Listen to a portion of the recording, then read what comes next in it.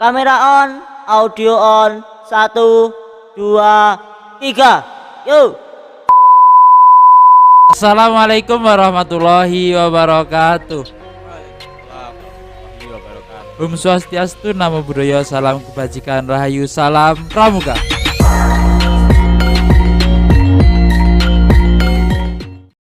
Salam. Duh, kok enggak pakai tepuk kak? Biasanya kan kalau di Jawa Timur itu memakai tepuk ya kak? Ya, karena saya dari Jawa Tengah. Oh gitu. Biasanya kalau di Jawa Tengah itu setelah salam pramuka, kemudian dijawab dengan salam. Ya, gitu aja. Cuma Jawa Timur yang unik, ditambahi tepuk pramuka. Ya, Hebat Jawa Timur. karena Jawa Timur itu kan mempunyai kulturnya masing-masing. Iya, ini. Karena Indahnya perbedaan. ya kebinekaan tunggal ika. Berbeda-beda tapi tetap satu jua gitu ya, Kak. Ya. Selamat datang di Dua Rapala, diskusi pramuka Padega Lingkar Pina. Oke, Kak, pada pagi hari ini kita akan sedikit berbincang. Ini terkait dengan fenomena yang ada di sekitar kampus, kemungkinan salah satunya, dan juga fenomena yang ada di masyarakat secara umum. Gitu. Apa tuh? Menarik kayaknya. Ini kita akan membahas tentang faktor di mana manusia itu berkembang. Jadi selain kita mengibaratkannya itu seperti tempe, Kak. Jadi tempe itu, kenapa tempe itu bisa dibilang enak? Bukan karena hanya tempenya saja, tetapi bumbu apa yang ada di dalamnya dan mempengaruhi tempe itu bisa dikatakan sebagai tempe. Dan hakikatnya tempe itu ya tempe itu sendiri, makanan yang bercirikan kedelai yang dibuat oleh para petani. Dan akhirnya kita konsumsi sebagai makanan yang sehari-hari dan yang sehari-hari kita makan, dan itu pun juga merakyat di kalangan masyarakat secara umum. Tidak hanya di kalangan proletar kata mahasiswa, tetapi juga di kalangan berjuis. Begitu. Mungkin adapun indikator yang akan kita bahas pada pagi hari ini adalah tentang kecerdasan, Kak. Jadi seorang manusia itu mempunyai kecerdasan. Nah, di dalam pandangan secara umum, kecerdasan itu dibagi menjadi 3. Ada kecerdasan secara intelektual, kecerdasan secara emosional, kecerdasan secara spiritual. Tapi nanti ada juga pembahasan secara kecerdasan majemuk dan kecerdasan yang sifatnya itu kecerdasan buatan yang dibuat oleh manusia itu sendiri. Gitu. Jadi selain kecerdasan intelektual, ya kan, manusia itu mempunyai cara berpikirnya masing-masing. Gitu. Nah, cara berpikir manusia itu tentu dipengaruhi dengan gen secara umum. Dan itu pun juga menjadi bawaan manusia ketika lahir. Tetapi kecerdasan emosional, kecerdasan spiritual itu harus dengan melakukan kebiasaan. Kebiasaan. Ya, Dan juga bisa mungkin dipengaruhi dengan faktor lingkungan maupun seiring berjalannya waktu. Biasanya manusia itu berubah-ubah dari awal, mungkin dari dia lahir, kemudian dia berkembang menuju dewasa, kemudian sampai menjadi orang tua. Biasanya seiring berjalannya waktu itu juga mempengaruhi cara pandang seseorang. ya. Karena kan kata kata salah satu dosen dari Winsuka, yaitu Pak Farudin Faiz, kecerdasan intelektual itu pasti, sedangkan kecerdasan secara emosional itu belum harga mati, karena itu berkaitan dengan kebiasaan. Jadi bagaimana seseorang itu bisa cerdas secara emosional itu karena kebiasaan. Jadi hal-hal yang harus dibiasakan. Misal kita ingin rajin, kita juga harus rajin. Kita ingin baik, kita juga harus berbuat baik. Jadi kira-kira seperti itu. Nah, pendapat kecerdasan emosional ini penting karena ini merupakan salah satu faktor bagaimana manusia itu berkembang. tidak hanya secara kecerdasan intelektual saja. Oke, kecerdasan intelektual itu merupakan kecerdasan yang manusia miliki dan itu penting. Tetapi lebih penting ketika kita juga memerlukan kecerdasan secara emosional. Kan emosian kata orang Malang ya kan. Kono emosian. Mulai marah-marah. Iya. Itu aja marah-marah. Jadi emosi itu sebenarnya kan apa ya? Merupakan bagian dari ekspresi. Bagaimana manusia itu ini enggak simpati. Kalau simpati kan pemesannya toh karena sih kurang sarapan. Pesannya nih toh kan gitu kan, ya kan. Jadi berbeda dengan ketika empati. Pemesannya ke Anas, ajak anu lah. Saya ajak untuk cari makan sarapan di mana gitu. Ngopi bareng ya kan. Kadang kan kita juga agak ngopi tipis-tipis. Berarti lebih ke tindakan gitu ya. Iya, Enggak lebih ke cuma tindak- ngomong toh, Enggak tapi cuma berbicara saja gitu. Jadi kan kita lebih pada bagaimana kita itu juga umumnya sumbangsih kan. Enggak hanya bersosial saja, tidak hanya kenal dengan misal Kak Anas. Kak Anas. nah itu juga yang sering saya rasakan terutama di organisasi juga gitu kan. Terkadang orang itu hanya mengkritik tanpa memberikan solusi. Nah, gitu kan jadi kita yang menerima kritik tersebut jadi apa ya? Bingung. Maksudnya dia mengkritik kita, oke. Kemudian kita juga berusaha memperbaiki kesalahan itu. Tetapi kalau dari yang mengkritik itu tidak memberikan saran maupun solusi, ya nanti bakalan apa yang kita lakukan terus salah dan salah gitu loh. Maksudnya nggak ada titik temu antara dari yang memberikan kritik maupun dari yang cek yang melakukan. Oh gitu.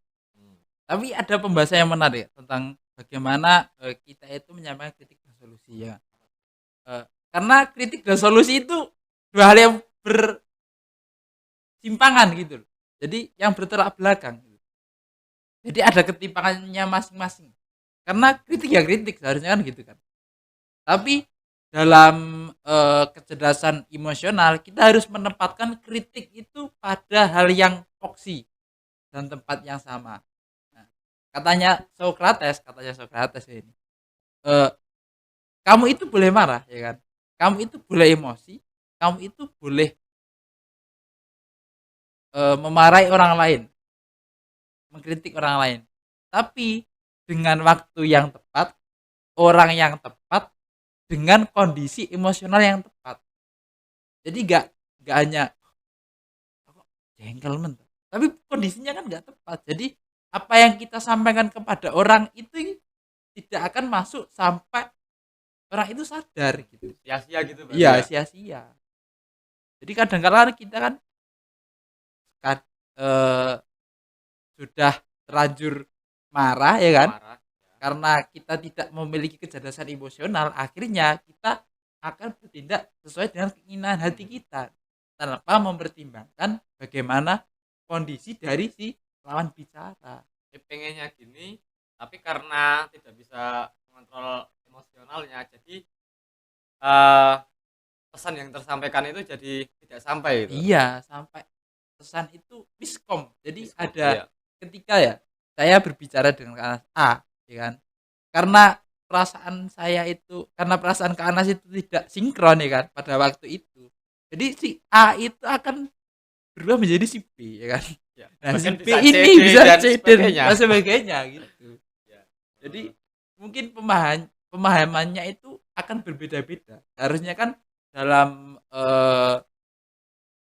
praktiknya ya kan. Mungkin dalam penyampaian itu berbeda, tapi dalam hakikat yang ada di dalamnya itu kan harusnya sama. Sama dalam hal makna. Jadi kita itu seharusnya memahami karakter dari si lawan kita cara. Mungkin seperti itu. Jadi agak menarik. Karena kan sebenarnya. ini fokusnya di dunia pendidikan ya kak. Kadang kan ada intellectual quotient untuk menilai bagaimana secara intelektual seseorang, terus emotional quotient, dan itu bisa berubah-ubah. Kalau emotional quotient terus ada spiritual passion. Karena kita kan bukan apa ya, bukan dari istilahnya itu Kak, korban K13. Kan ada banyak aspek yang perlu perlu dinilai gitu loh, sampai sampai spiritualitas itu juga dinilai gitu. Karena mungkin juga backgroundnya kan kita background agama, jadi banyak banyak yang harus dinilai sampai spiritualitas itu juga dinilai. Kalau yang sekarang gimana? Sekarang kan mau diganti lagi jadi kurikulum merdeka gitu. Nah, ya, Tarik juga mungkin bisa di lain waktu kita juga bahas itu kan. ya kurikulum merdeka, terus berbagai macam kegiatan yang lain kan juga kita bisa membahasnya. Mungkin saya juga tertarik yang tadi itu mengenai ketika kita bicara dengan seseorang, berarti kita juga harus bisa menempatkan emosi kita atau emosional kita supaya apa yang ingin kita sampaikan itu benar-benar eh, masuk dan tersampaikan kepada lawan bicara kita. Karena kalau tidak gitu ya seperti yang dikatakan tadi, kita maunya ngomong A tapi kita tidak melihat situasi lawan bicara kita. Bisa jadi nanti yang menerima itu malah menerima B, C dan sebagainya. Itu sering terjadi Kak. Apalagi dalam organisasi.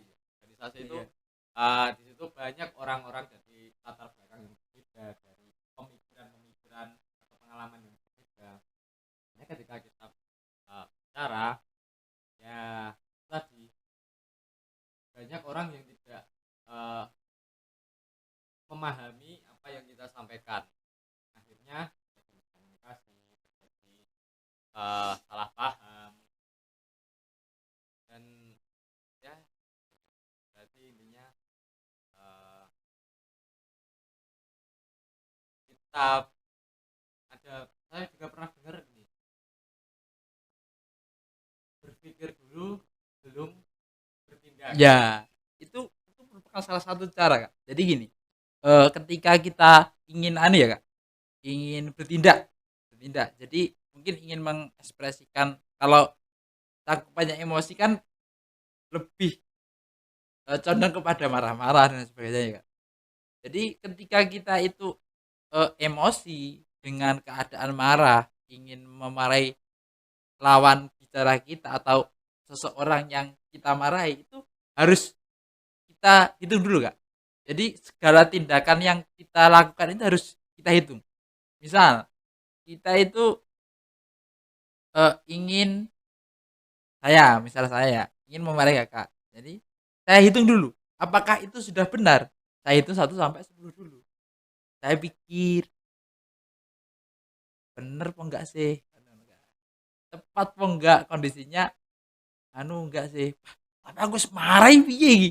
Lek gak tak ampun ka saya iki wis iki bareng guna sampai so akhirat tagih pengiran wis ya. Ya gitu kan. Jadi kita hitung lagi. 1, 2, 3, 10, 11, 12 dan seterusnya. Cik marah sih. Sampai 100 pun kita harus hitung Kak. Jadi itu salah satu manajemen kita untuk mengontrol emosi kita gitu. Jadi ketika kita menyampaikan aspirasi yang ingin kita sampaikan itu bisa tersampaikan dengan baik tanpa harus mengorbankan perasaan si lawan kita. Iya. Ya. Kemudian berhubungan dengan cara kita menyampaikan ya. Terkadang lucunya ya kita kan misal di Universitas Islam Negeri Said Ali Rahmatullah ataupun Samsul kan banyak nih dari mahasiswa yang berbeda latar belakang tempatnya atau asalnya. Ada yang dari Jawa Timur, ada yang dari Madura, bahkan saya dari Jawa Tengah. Ya, terkadang ketika kita bicara menggunakan bahasa sehari-hari, belum tentu orang lain menerima kata tersebut. Iya. Contohnya, mohon maaf ini, biasanya ini dialektika orang-orang di daerah Jawa Timuran, khususnya yang dialek arean atau daerah sekitar Surabaya, Jombang. Itu kan biasanya kalau bicara dengan orang yang sudah akrab gitu kan bicara dengan kata cok. Iya, iya. Saya urip.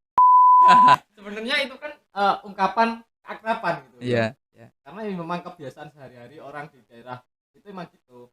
Tapi kalau dari saya yang orang Jawa Tengah, notabene sering dikatakan orang Jawa Tengah itu Halus, ya. halusan.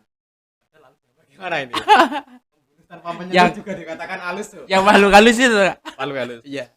Kan di sana kan banyak hutannya, Kak. Banyak sekali. Banyak tumpeng, dupa dan sebagainya kan. Ya. Ya itu tadi. Banyak apa? Dikatakan halus itu halus yang bagaimana? Karena ya saya yang orang Jawa Tengah sehari-hari ya ini aja biasa-biasa gini, tapi kadang orang Jawa Timur menganggap "Wah, anak saya orangnya halus, orangnya lembut gitu. Padahal saya itu Lemah lembut apa lemah telus, Kak? lemah telus Gusti sing bakal bales. Tapi saya tidak merasakan itu halus. Iya, kadang aku yang gini-gini iki wae koyone biasa aja. Iya. Dikatakan halus ya. Karena memang itu apa pandangan atau persepsi orang yang beda daerah. Dan ketika orang Jawa Tengah mendengar kata cok tadi Iya. pasti stigmanya cok kasar mon toh kan diduga nggak punya sopan santun gitu loh Iya. menganggap kata itu tersebut. Tapi bagi orang-orang di daerah Surabaya, daerah Sidoarjo itu sudah hal yang biasa, bahkan itu malah ungkapan keakraban gitu kan. Ya karena gitu, Kak. Jadi dalam kecerdasan emosional itu ya, itu juga penting. Penting bagaimana kita itu untuk mempunyai skill bersosial. Jadi nggak hanya skill untuk mengontrol emosi, tetapi juga skill bersosial. Bagaimana sih kita itu bisa eh, apa setidaknya itu diterima masyarakat, gitu Kak. Jadi mungkin ya kita juga memerlukan itu karena contoh misal ya, karena Kakak itu berasal dari Jawa Tengah ya kan, dengan kultur yang sedemikian rupa, dengan bahasa yang sedemikian rupa, harus menyesuaikan diri ke Tulungagung dengan notabe yang mahasiswanya itu ya itu loh kayak kayak arek Malangan, kayak arek Surabaya dan sebagainya itu, terus anak-anak Tulungagung sendiri gitu. Jadi mungkin ada beberapa skill yang kakak kakak bisa sharing kan. Jadi banyak banyak skill sih karena itu kan salah satu adaptasi bagaimana bunglon itu bisa menjadi tanah ketika dia menyentuh tanah ya kan. Kita juga bisa menjadi tembok ketika kita jadi tembok. Ya. Diam aja, jadi pendengar, jadi pembicara dan lain sebagainya kan gitu kan ya. Kalau tahu pemain futsal kelas internasional yang kemarin main di Indonesia, tahu? Ya. Enggak. Enggak. Karena saya tidak fokus pada pada oke. ke Oh futsal-futsalan. ya. Ya, saya sedikit mengikuti sih. Ya, lumayan sering juga Ya. futsal. Jadi kemarin itu ada pemain top dunia, bahkan pemain terbaik dunia, namanya itu Ricardinho. Itu pemain dari Portugal. Gabung ke salah satu tim futsal di Indonesia. Nah, dia itu kan dari Portugal, notabene-nya dia juara dunia. Ya. Kualitas dari negaranya juga bagus. Ketika dia main di Indonesia, dia kayak kultur shock loh, kaget loh. Di Indonesia kok futsal masih gini-gini aja. Ya. Termasuk lapangan pun dia juga komen.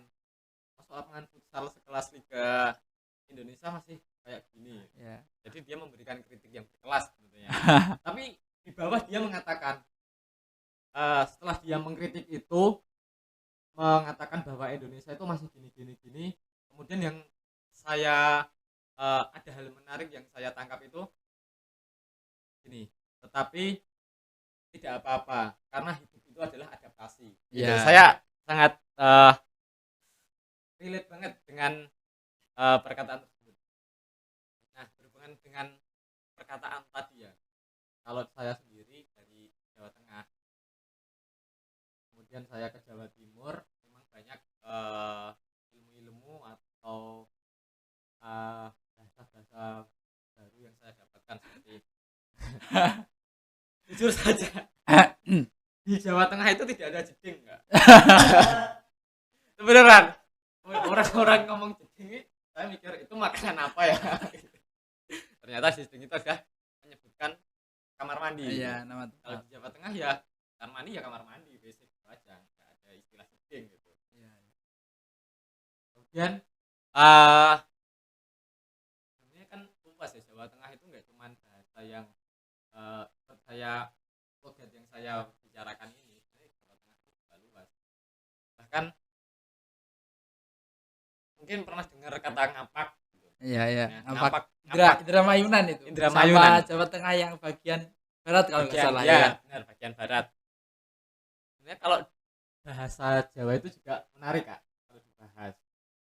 Orang dikatakan Jawa itu kan sebenarnya luas cakupannya, mau itu orang Jawa itu bisa Pulau Jawa, suku Jawa, atau orang Jawa Tengah, Jawa Barat, Jawa Timur. Nah, kalau bahasa Jawa sendiri kalau saya lihat itu banyak digunakan di area Jawa Tengah dan Jawa Timur.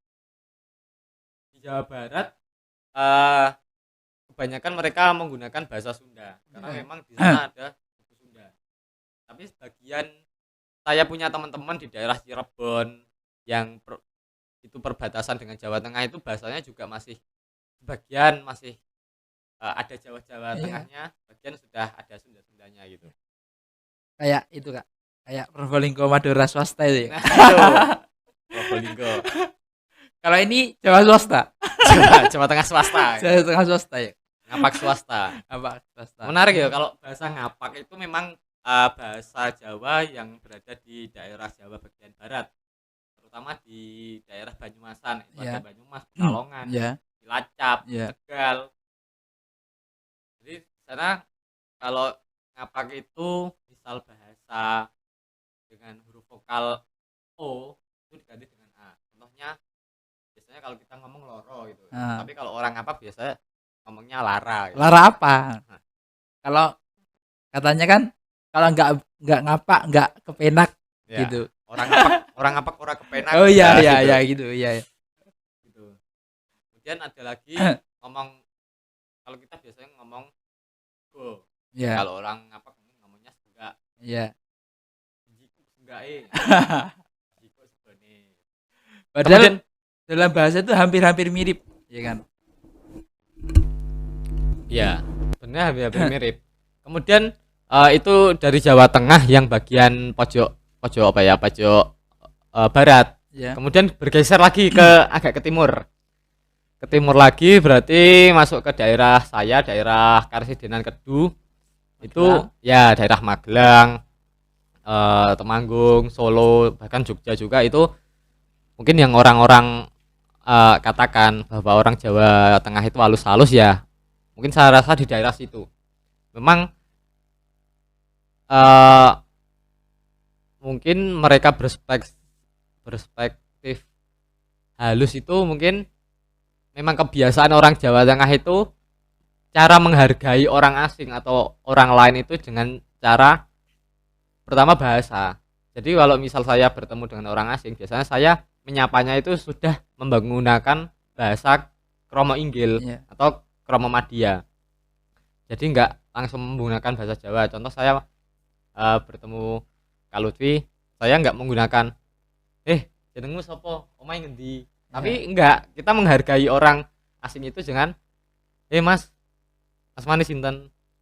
Dalamnya pundi. Nah, dengan gitu. cara seperti itu. Mungkin itu yang dimaksud orang Jawa Tengah itu halus-halus gitu. Iya. Jadi itu anu ya, Kak. Kalau dalam pandangan mungkin kalau teman-teman tahu kan dalam pandangan filsafat ya kan. Itu kan ada filsafat nilai. Nah, di dalam nilai itu juga terdapat etika. Nah, selain etika itu juga ada moral. Nah, selain moral juga ada etiket, Kak. Jadi etiket itu merupakan etika yang masyarakat masyarakat sepakati sebagai salah satu peraturan dalam bersosial masyarakat di wilayah tertentu. Jadi itu. Jadi mungkin kalau etika itu merupakan kebiasaan bawaan ya Kak. Ya. Jadi seperti Kak Anas itu kan dari Magelang Jawa Tengah itu membawa kebiasaannya sebagai masyarakat Magelang yang berdomisili di Tulungagung. Tulungagung. Tapi di Tulungagung itu juga ada etikanya masing-masing Kak. Jadi ada peraturannya masing-masing ketika kita ingin membicarakan misalnya ya Kak, dalam bahasa Magelang kan nggak bisa Bisa. karena ya. kan itu ranahnya kita kan juga masuk ke wilayah Jawa Timur di Tulungagung, jadi gitu. Mungkin dalam Dora Pala ini kita akhiri sekian Kak, karena ini merupakan diskusi awal di mana kita akan melakukan perdiskusian yang lain Kak. Jadi nggak hanya sampai di sini, mungkin ini sebagai bentuk awal dari perjalanan kita diskusi merawat akal sehat kita sebagai mahasiswa salah satunya, juga sebagai anggota pramuka Pandega di Racana Win 1 Tulungagung. Mungkin itu dulu dari kami, ada kurang lebihnya mohon maaf. Semoga acara pada pagi hari ini bisa menjadi berkah untuk kita semua. Amin. Sekian. Wassalamualaikum warahmatullahi wabarakatuh. Om Swastiastu, Namo Buddhaya, salam kebajikan, rahayu, salam pramuka. Salam.